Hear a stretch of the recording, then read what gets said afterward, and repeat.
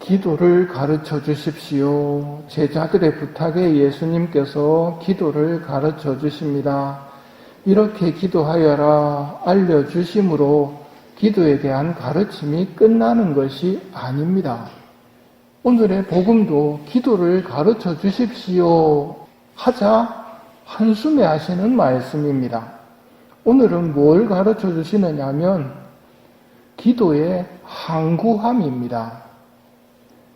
기도는 하느님을 바라보며 하느님께 말씀드리는 것입니다. 그런다고 당장 하느님을 알고 사랑하게 되는 일은 드뭅니다. 자주 만나서 이야기함으로 하느님을 알게 되고 더 잘 알게 됩니다. 기도를 통해 하느님을 사랑하려면 기도문을 안다고 끝나는 것이 아니라 기도를 항구하게 하며 청해야 한다는 가르침입니다. 기도는 대화이기 때문에 말하는 속도대로 기도를 해야 됩니다.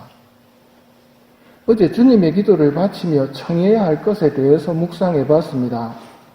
기도의 시작이 아버지부터 시작됐습니다. 이게 예수님이 가르쳐 주신 기도의 첫 마디입니다.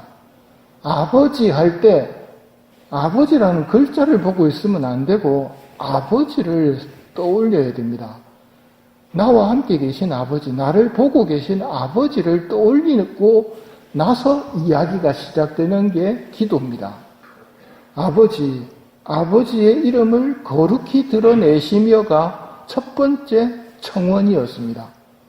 제일 급한 청원이 첫 번째 청원일 텐데 예수님께서는 무엇부터 청하라고 하셨느냐면 아버지를 드러내 주십시오 하고 청하는 겁니다. 아버지께서 드러내 주시지 않으면 우리는 모릅니다. 하느님을 알아야 사랑하지요. 하느님을 모르는데 어떻게 사랑하겠습니까? 그래서 하느님을 알기 위해서는 아버지에게 아버지를 드러내 주십시오 하고 청하는 게 첫 번째 기도입니다. 마태복음의 표현대로 하면 아버지의 이름이 거룩히 빛나시며입니다. 아버지가 드러나셔야 이분이 이렇게 빛나는 분이구나를 알게 되지요. 같은 의미지만 우선은 드러내 주십시오. 드러내 주셔야 아버지가 빛남을 저희가 보고 알 수 있습니다. 이게 첫 번째 청원입니다. 생뚱맞은 질문 하나 하겠습니다. 가장 큰 죄가 뭐라고 생각하십니까?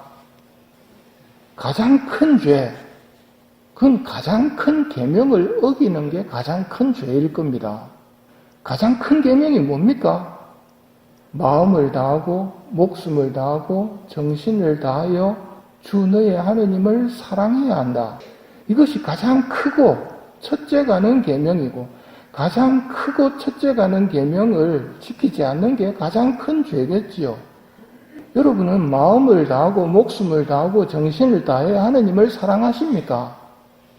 사랑 안 했다면 큰 죄를 지었을 텐데 고해성사 보면서 고백하셨습니까?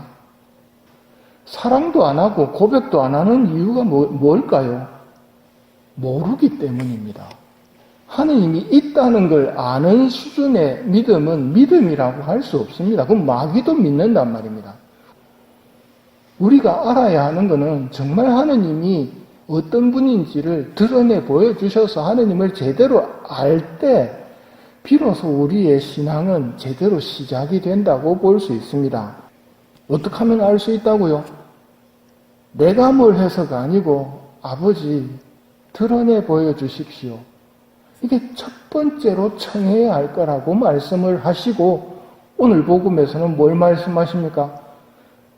청하여라 주실 것이다. 찾아라 얻을 것이다. 두드려라 열릴 것이다. 누구든지 청하는 이는 받고 찾는 이는 얻고 문을 두드리는 이에게는 열릴 것이다. 청했는데 왜 안 줍니까? 그래서 오늘 비유가 나오는 겁니다. 빵 3개만 구워주게 하면 덜렁 줍니까? 언제 준다고 말씀하십니까? 줄곧 졸라대면. 왜 하느님께 줄곧 졸라대 주십니까? 좋은 분이라면서요. 우리가 하느님께 은총을 바라면서 큰 솥을 들고 옵니다. 들고 오면 바로 주시느냐면 성모님이면 바로 주실 겁니다. 근데 덜 떨어진 저 같은 수준이면 바로 안 주십니다. 왜? 솥이 구멍이 뻥뻥 뚫려 있단 말입니다. 계속 청하는 동안 하느님께서는 그 구멍을 메꿔 주십니다. 받아갈 수 있는 준비가 되어야 됩니다. 하느님 아버지는 진짜 우리 편입니다. 달라고 하면 얼마든지 주시려고 하지만 준비가 되어야 된단 말입니다. 아버지, 저 좋은 차 하나 사주세요. 큰 오토바이 하나 사주세요. 얼마든지 사주고 싶어 하시지만 운전면허증부터 따야 된단 말입니다. 아버지께 계속 졸라대야 하는 이유는 그렇게 졸라대는 동안 아버지를 알 수 있기 때문입니다. 아버지께서 드러나시기 때문입니다. 가장 큰 목적이 거기에서 이루어집니다. 아버지가 이런 분이구나. 내가 아무것도 모르고 아버지한테 청하고 있었구나. 이 은혜를 받기 위해서는 이런 덕목들이 갖춰주어야 비로소 그 위에 은총이 올라가지는데 덕도 없으면서 은총만 바라고 있었구나.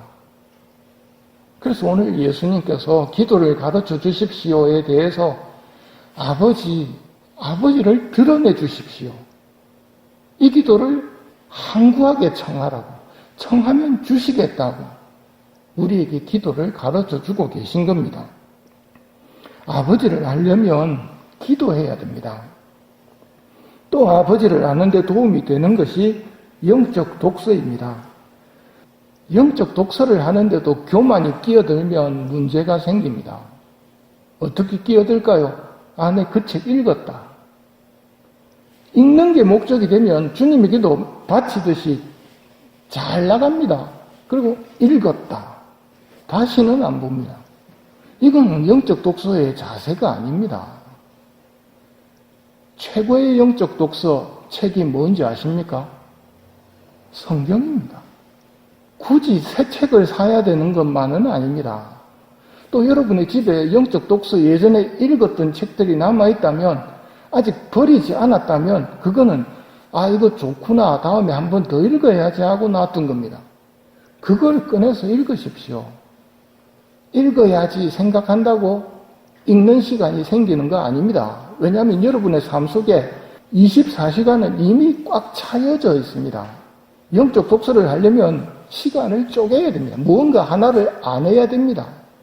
기도도 마찬가지입니다. 기도해야지 해도 기도 안 하던 사람은 기도하기가 어려운 게 기도할 시간이 없습니다.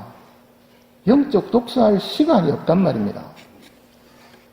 오늘 화답송, 오히려 주님의 가르침을 좋아하고 밤낮으로 그 가르침을 되새기는 사람이 되려면 마리아처럼 주님 발치에 앉아 주님을 바라보는 시간, 또 주님의 가르침, 주님의 말씀을 읽으면서 되새기는 시간이 필요하고 거기에는 은총이 필요합니다.